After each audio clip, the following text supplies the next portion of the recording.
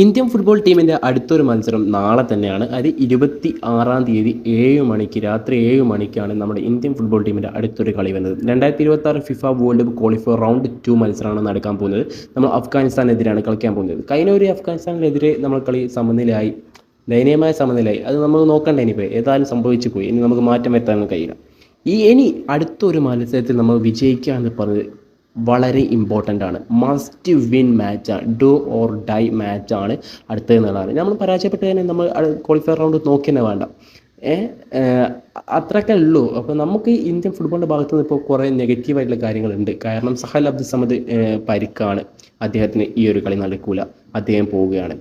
അങ്ങനെ ഒരു കാര്യമുണ്ട്. പിന്നെ അതുപോലെ തന്നെ ജിങ്കൻ ഇല്ല, ആ ഒരു പൊസിഷൻ മെയിൻറ്റെയിൻ ചെയ്യുന്ന ജിങ്കൻ ഇല്ല എന്നുള്ളത്. പിന്നെ നമ്മുടെ കളിക്കാർ തന്നെ, ഒരു കളിക്കാർ ഇപ്പോൾ ഒരു ആത്മഹത്യയായിട്ട് കളിക്കുന്ന ഒരു കളിക്കാരന് ഇപ്പോൾ ഇല്ല എന്നുള്ളതാണ് എനിക്ക് തോന്നുന്നത്. അപ്പോൾ കുറേയൊക്കെ നെഗറ്റീവാണ് ഇന്ത്യൻ്റെ ഭാഗത്തു നിന്നുള്ളത്. ഏതായാലും ഈ ഒരു മത്സരമെങ്കിലും നല്ല രീതിയിൽ അവർ കണ്ട് വിജയിക്കും എന്ന് വിചാരിക്കുന്നു.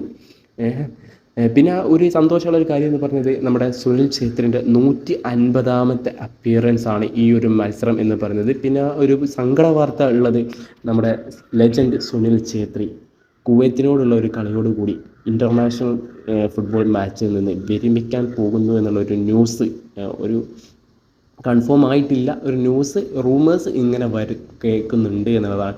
അപ്പോൾ ഇതൊക്കെ തന്നെയാണ്. ഏതായാലും ഇന്ത്യ വേഴ്സസ് അഫ്ഗാനിസ്ഥാൻ മത്സരം മസ്റ്റ് വിൻ മത്സരമാണ്.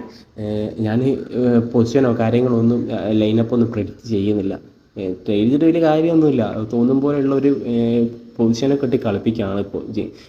എന്തായാലും കണ്ടറിയേണ്ടി വരും വിജയിക്കോ ഇല്ലേ എന്നുള്ളത്. അപ്പോൾ നമുക്ക് കളി കഴിഞ്ഞിട്ട് എനിക്ക് കാണാം.